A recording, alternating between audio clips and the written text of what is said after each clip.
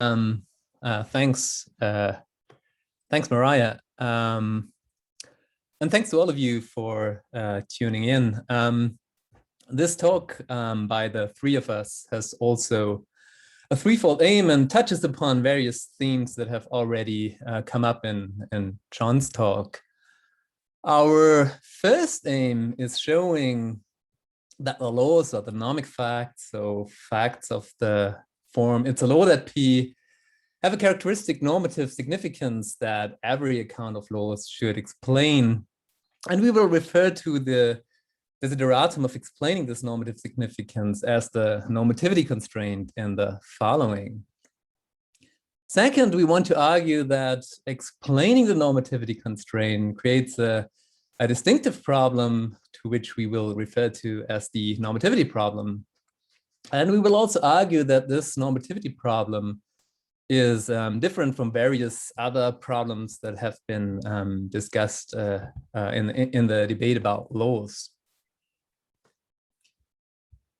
And finally, third, we will argue that a certain form of pragmatic unionism about laws, which all three of us endorse, offers the natural solution to the normativity problem and is superior, at least we think, to rival accounts with respect to explaining the normativity constraint. And the structure of our talk reflects these aims. So we will start by highlighting the most important connections between laws or nomic facts and certain other types of facts. And then in the second part, we argue that the laws are importantly connected to certain normative facts and that any account of laws should explain this connection. In the third part, then, Christian will take over and argue that for most views of laws, in particular non-Humean ones, there is an explanatory gap when it comes to linking the nomic facts to the relevant normative facts. And he will also discuss several attempts how this explanatory gap might be closed. And finally, in section 4, Mike will show that a certain form of pragmatic unionism about laws offers a natural explanation for the characteristic normativity of laws. And then in section 5, we will briefly wrap things up. Okay, let us start by reflecting on some central connections between nomic facts of the form it is a law that P and several other types of facts. A first connection holds between nomic facts and the corresponding non-nomic or subnomic facts, to borrow a phrase of Mark Lang. So if it is a law that P, that is the nomic fact, holds, then it follows also that P is the case, right? The corresponding subnomic or non-nomic fact holds as well. So for instance, if it is a law that like charges repel, it should also be true that like charges repel, right? And explaining or accounting for this inference between nomic facts and subnomic facts is usually dubbed the inference problem, following van Phrasen.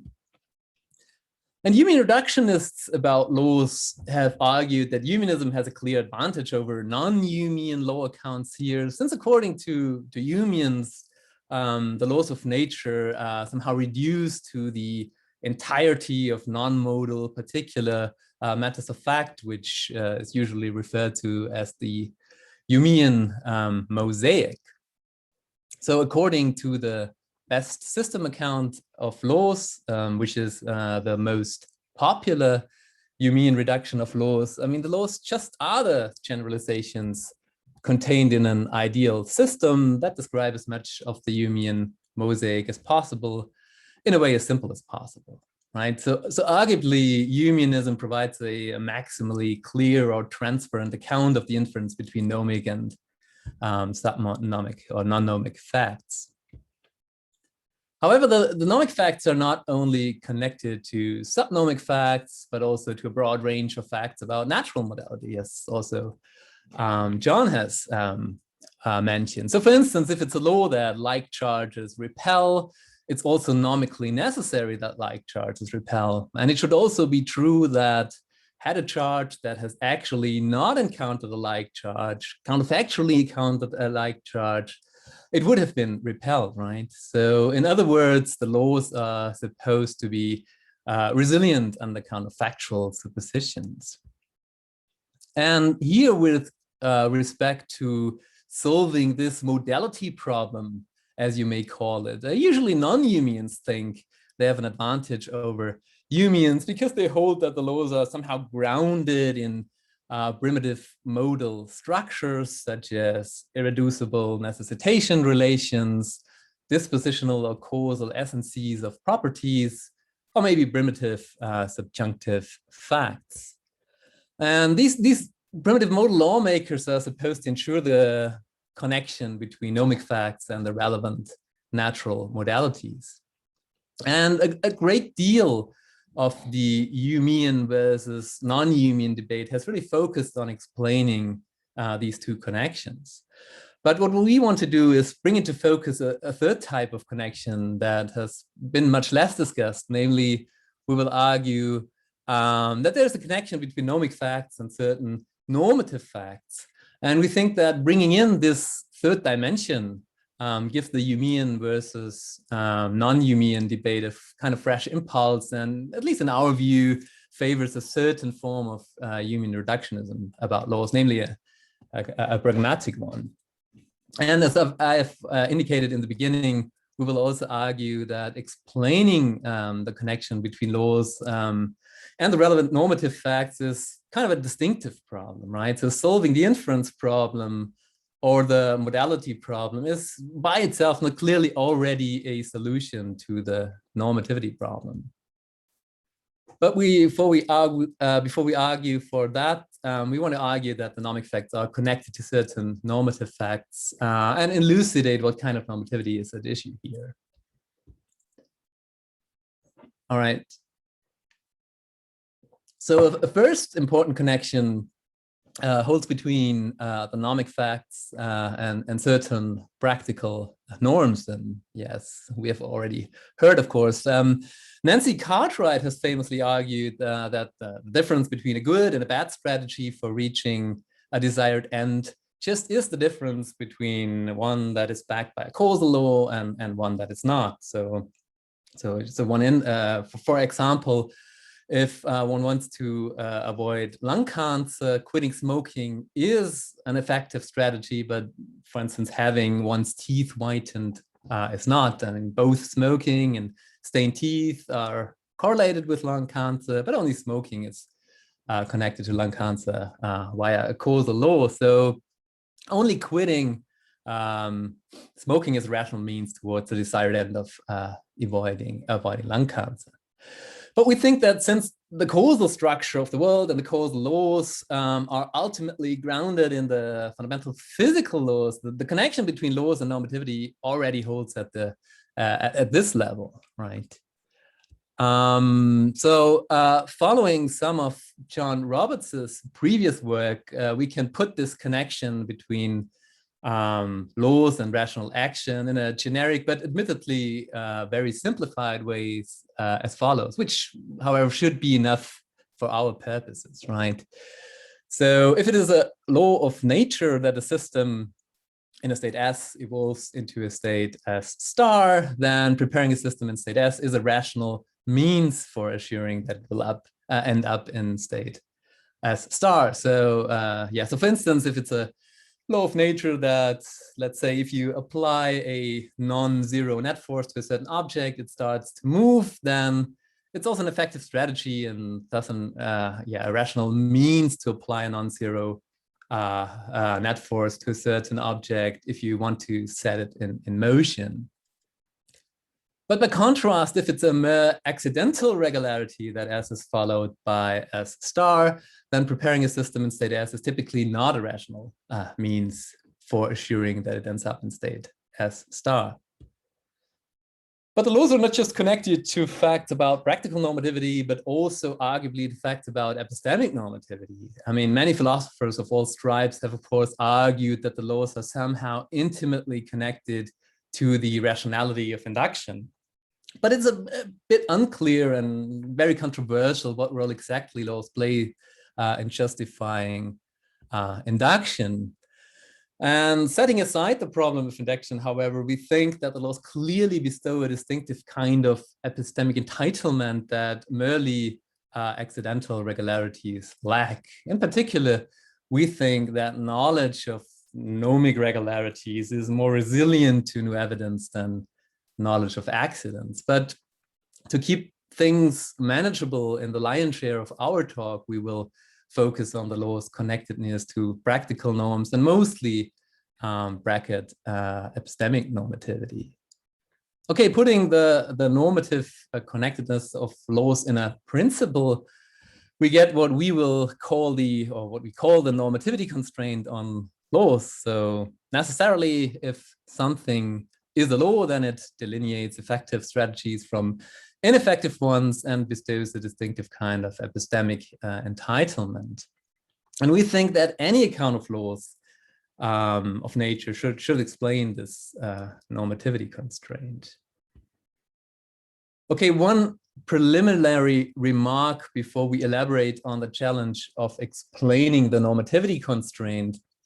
It may, of course, already have occurred to you that there are at least two ways the normativity constraint may be read, namely an internalist and an externalist reading. So according to the first internalist reading, it is believing L to be a law that rationalizes distinctive actions and beliefs. But according to the second externalist reading, I mean, it's not our rational beliefs about laws that really matter, but the laws somehow themselves, no matter what we are justified in believing about them. Which reading is the correct one, of course, depends on larger considerations about normativity, but it seems on either reading of the normativity constraint, there seems to be a explanatory puzzle for theory of laws, right? So on both readings, the laws have a distinctive relevance for what is rational for us to do. I mean, either because they are directly relevant for the rationality of action, as the externalist reading says, or because they are the kinds of things such that rational beliefs about them makes a difference for what's rational to do, as the internalist reading says. But again, to keep things simple, we will mainly focus on the internalist reading. Okay, that's it already from me. Now Christian will take over and explain why accounting for the normativity constraint is really a distinctive problem and an exceptional challenge, especially for non-union accounts of laws. Okay, hi, I will share my screen too. Okay, so for reasons of time, I will mainly focus on arguing that it's difficult for non-unions to explain why laws have a distinctive normative significance.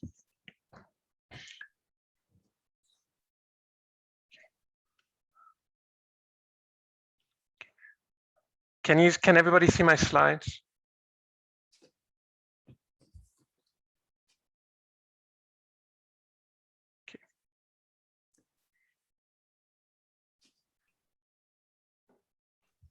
There's okay.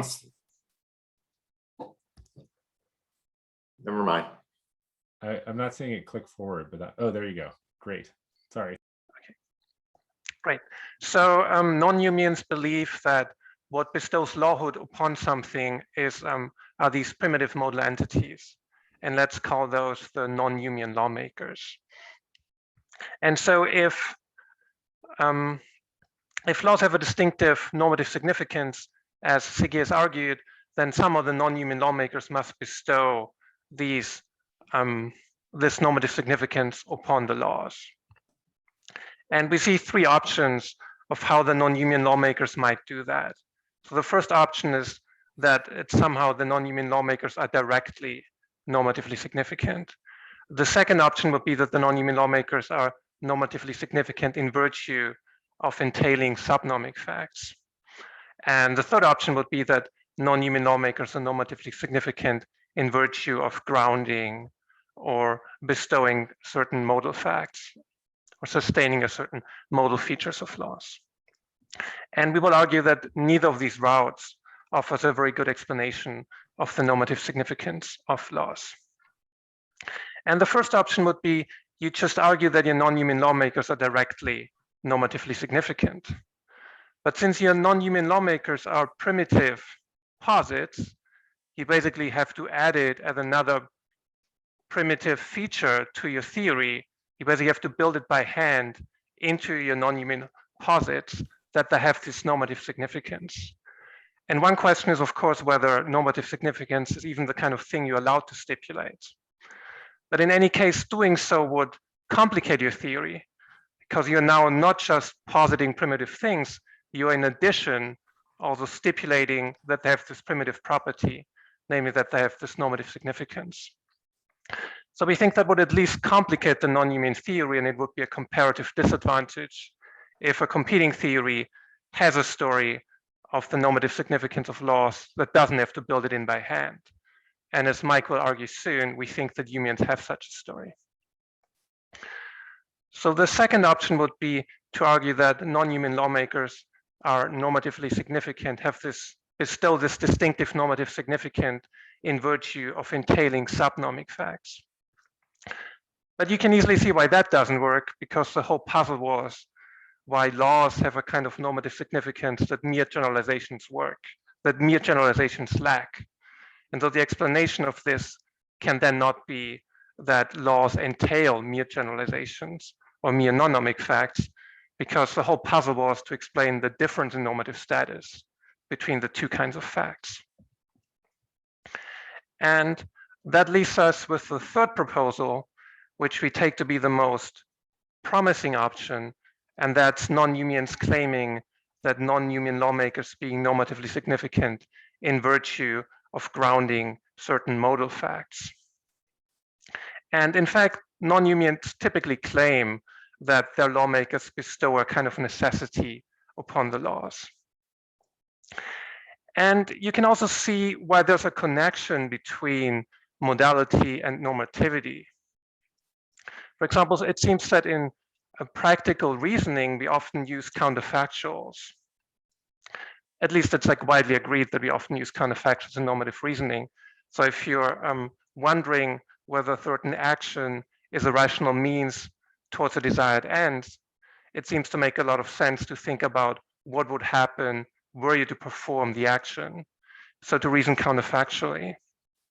And moreover, it's widely agreed that in these types of counterfactuals that are normatively relevant in practical reasoning, we tend to hold the laws fixed, or at least tend to hold them almost fixed. And then a very reasonable proposal is to argue that non-Newman lawmakers are normatively relevant because they ground or prominently figure or sustain these kinds of counterfactuals that are normatively relevant. So you would explain the normative relevance of your lawmakers via the connection to counterfactuals. And we think that all sounds very good, but it also just pushes the problem back. Because you've now said that your lawmakers are normatively relevant because they enter these types of counterfactuals that are normatively relevant, but now we want to know what makes these counterfactuals normatively relevant. And a way of posing this question is to just contrast law counterfactuals, which are counterfactuals that hold all propositions fixed that we regard as a law, and thereby, according to the non-Newman, track her non-Newman lawmakers, and we contrast those with a different kind of counterfactuals, namely counterfactuals that don't hold the laws of nature fixed, but hold all facts about elephants fixed. And now we have like two kinds of counterfactuals, and each of them are sensitive to certain facts about the world. The first type of counterfactuals, let's call them law counterfactuals, according to the non-Newman, are sensitive to what non-Newman lawmakers are instantiated. And the second type of counterfactual is sensitive to elephant facts, to facts about what's going on with elephants. And now we want to know what makes the law counterfactuals the normatively significant one. And if the non-Newman doesn't have an answer to that, then the problem has just been pushed back.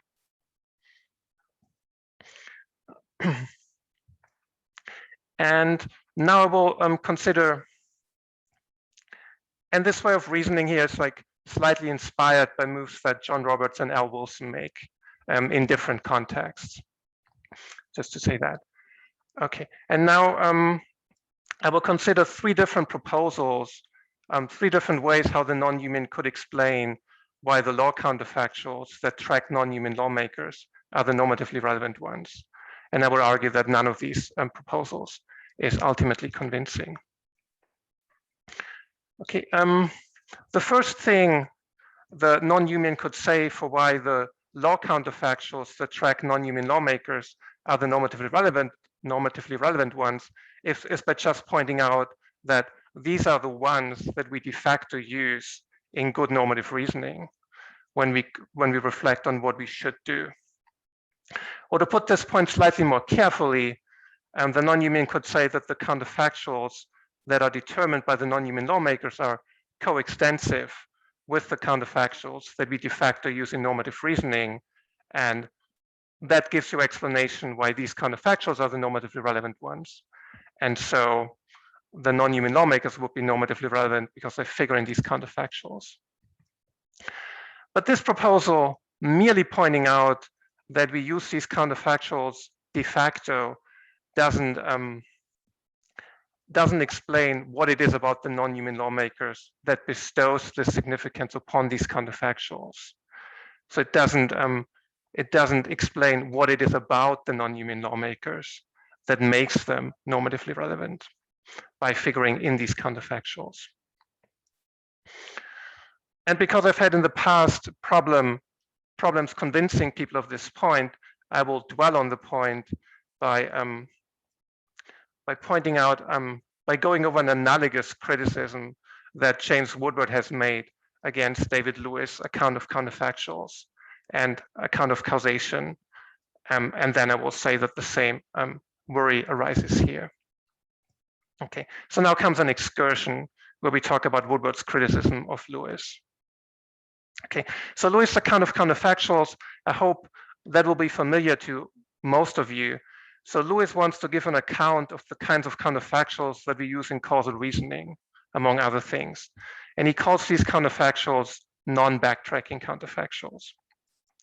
And so Lewis likes the possible world semantics of counterfactuals and what predictions that semantics makes about counterfactuals depend on what similarity metric you put in, what standards for similarity put in, which determine what the closest world to the actual world is, in which a certain counterfactual supposition is true. And so what Lewis does in giving an account of these causal counterfactuals, he just looks at the truth values of our actual counterfactual judgments. He just looks at which of the relevant counterfactuals we consider true and which of the relevant counterfactuals we consider false. And then he just reverse engineers similarity standards such that if you plug those similarity standards into the possible world semantics of counterfactuals, then you get the desired truth values. Then your semantics just spits out the right kind of truth values for these counterfactuals. And so the theory, if everything works rightly, nicely delivers the right truth values for all relevant counterfactuals. And so you might want to claim that you've thereby analyzed or explained these types of causal counterfactuals, which Lewis then uses to analyze causation. And it doesn't really matter here what the similarity standards are. It's just worth pointing out that they're not particularly natural or particularly intuitive. But Woodward points out that Lewis' theory leaves an important question about causal reasoning unanswered. And that's the question, Lewis' theory does nothing to explain why we have the kind of causal concept or the kinds of counterfactual, why we use the kind of counterfactual concept in causal reasoning that we de facto do use. And because I want Woodward's full authority behind this point, I'll give you a long quote where he makes just that point.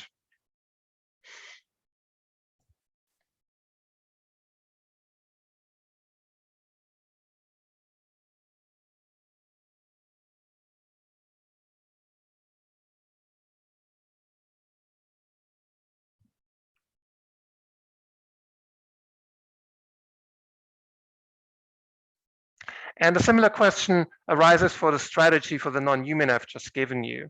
So it's just not good enough to say that by holding fixed the non-Newman lawmakers in counterfactuals, we can mirror the kind of counterfactuals that we in fact use in practical reasoning. We want an explanation of why the non-Newman lawmakers should play this privileged role in our practical reasoning. What is it about them that makes them normatively relevant? And so we really want an answer to this question. Why should we care about non-Newman lawmakers when reasoning in our practical deliberations? And I think there are two possible answers to this question. The first answer is a pragmatic response.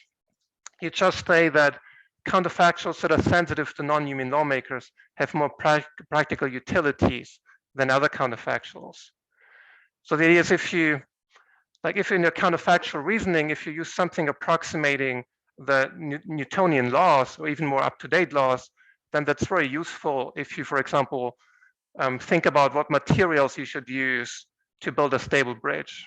You just suppose you build the bridge from a certain material, and then you use the laws to answer how stable the bridge would be if built from that material.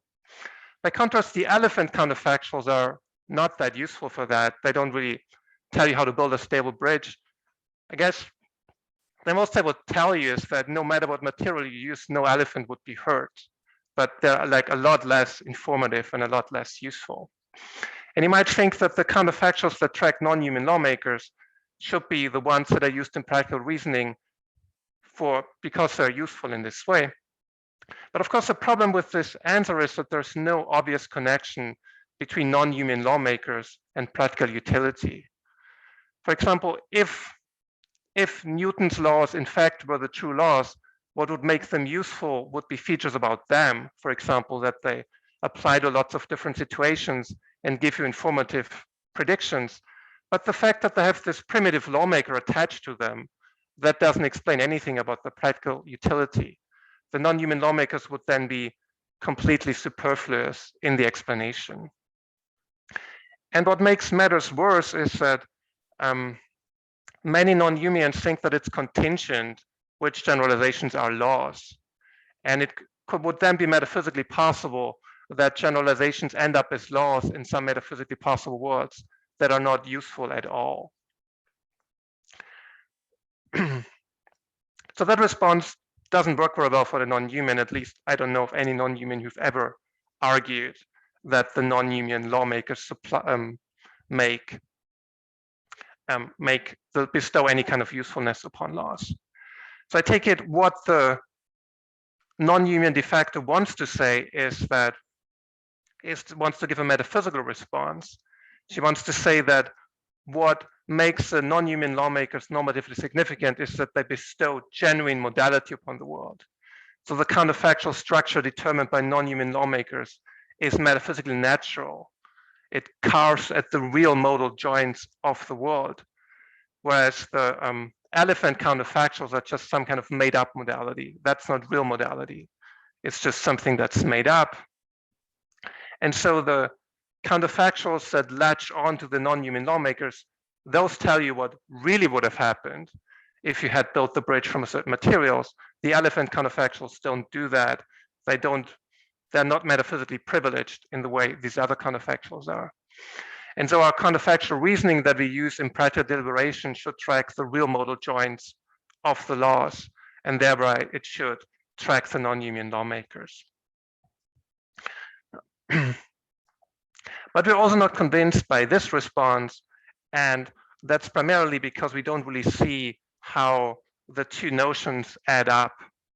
So it's one thing to say that the non-Newman lawmakers give you some counterfactuals that are somehow metaphysically special or metaphysically privileged, but it's still another step that this specialness is like a normative specialness. So we have a metaphysically privileged modal structure, and then we have normatively relevant counterfactuals, and we concede to the non-Newman that she can somehow explain why the modal structure that comes from her lawmakers is somehow metaphysically special.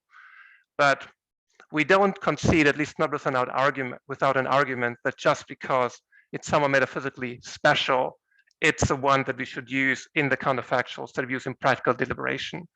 More would need to be said about why that specialness, whatever it is, makes these the right counterfactuals to use in practical deliberation.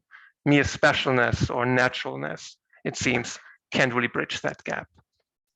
Okay, and before I give over to Mike, I've so far only argued that the non-Humean doesn't have a good story about why the laws according to her theory are normatively significant, but it's also worth pointing out that the answer is also not obvious for the Humean. For example, a standard Humean like David Lewis will think that what makes something a law is that it's a generalization in whatever axiomatization of the Humean mosaic that refers to perfectly natural properties and best balances strength and simplicity.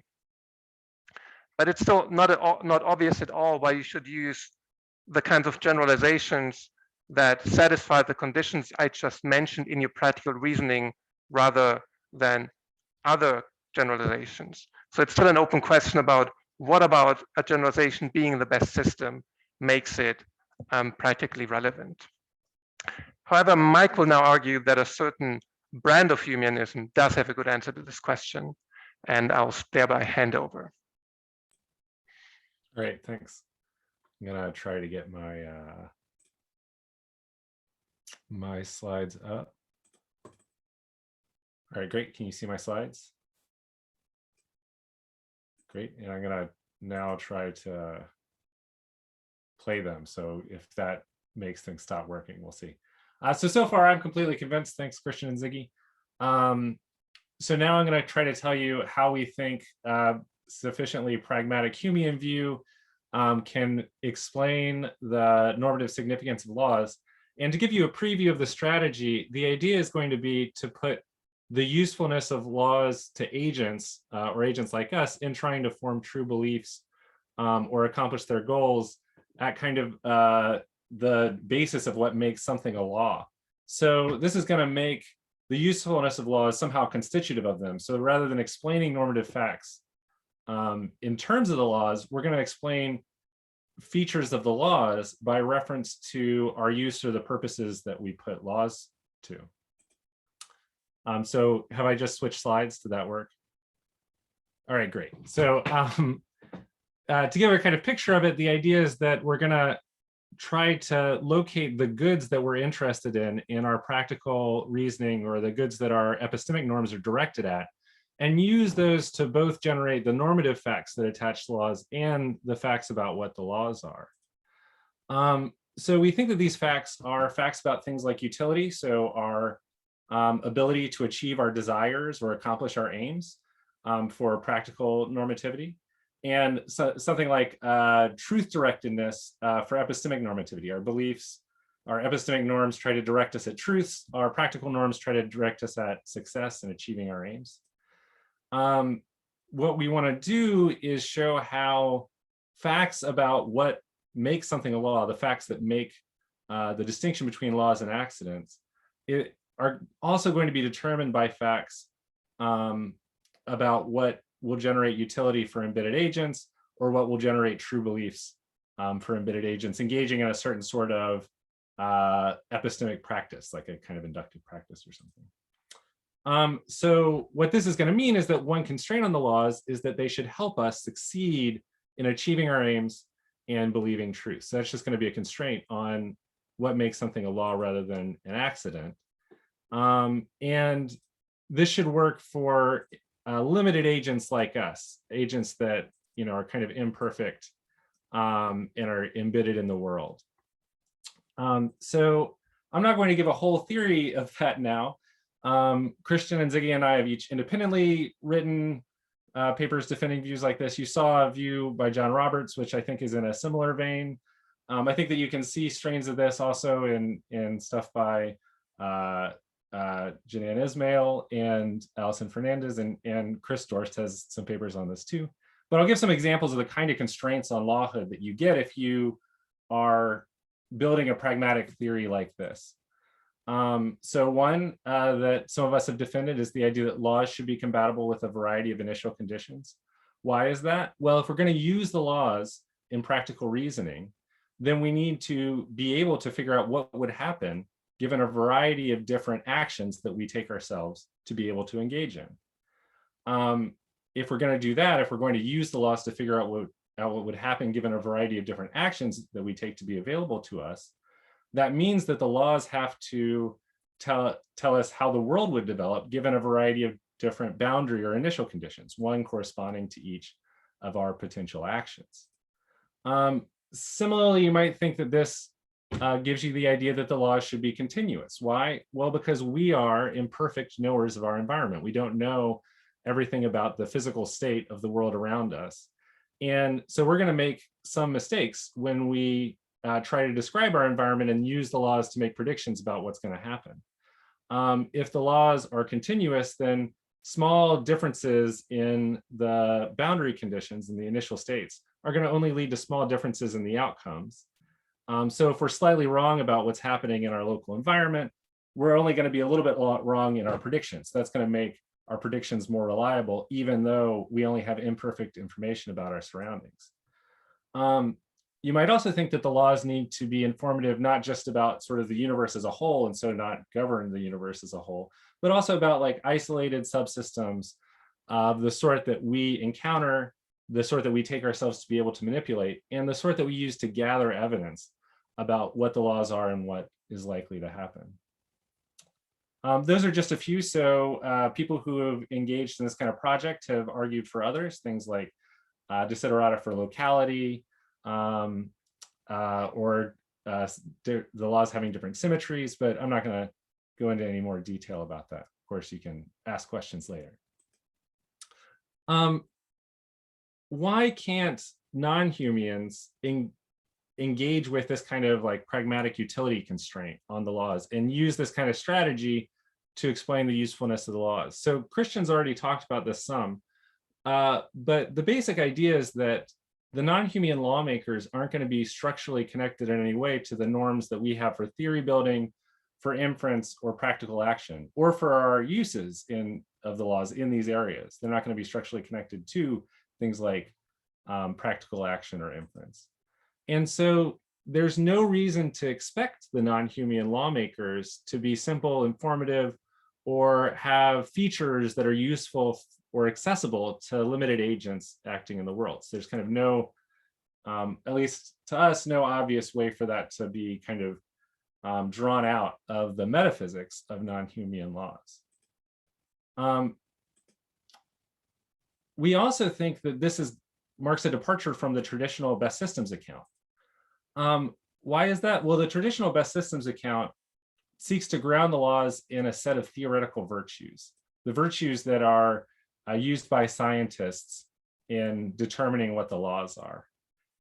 So Lewis thought that these were strength and simplicity. You might think that there's a broader range of them, but on the face of it, when you look at how Lewis presented the view anyway, these virtues aren't themselves explained or motivated, either in terms of epistemic normativity or in terms of the aims or interests of agents like us. So proponents of the orthodox best systems account assume that science obeys certain norms, but they don't try to motivate or explain these norms, or at least not in a way that we find fully satisfactory. And we also worry that if you just sort of start with these theoretical virtues and say that the laws or whatever satisfy them, you might slide into a kind of relativism about laws if there are agents that have, or agents or cultures or groups that have other interests or other theoretical virtues, take other theoretical virtues seriously, then the laws would be relative to those groups. So we think that this might be worrisome. All right, great. We do think that there is a strategy that non-Humeans could engage with that's connected to some non-Humean views that are kind of currently extant in the literature.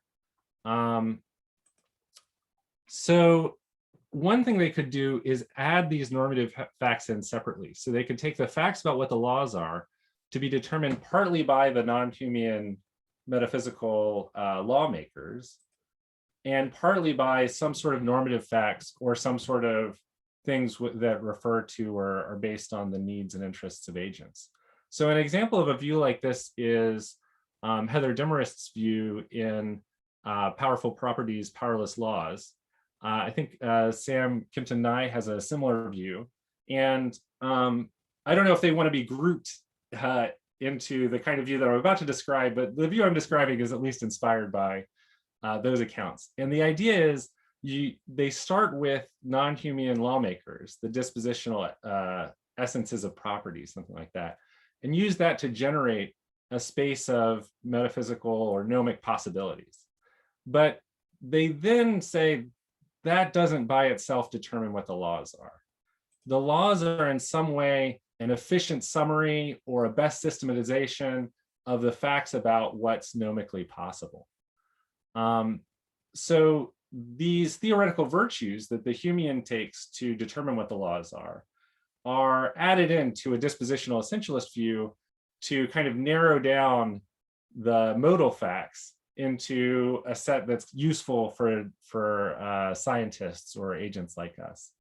Now, if these norms on theory choice, if the whatever determines what a simple and efficient summary or informative summary of the modal facts is motivated by or tied to the utility of those virtues for embedded agents trying to engage in decision making, it looks to us like this view can provide something like the sort of explanation that we're looking for, or we're complaining that we don't see on the non-Humean side.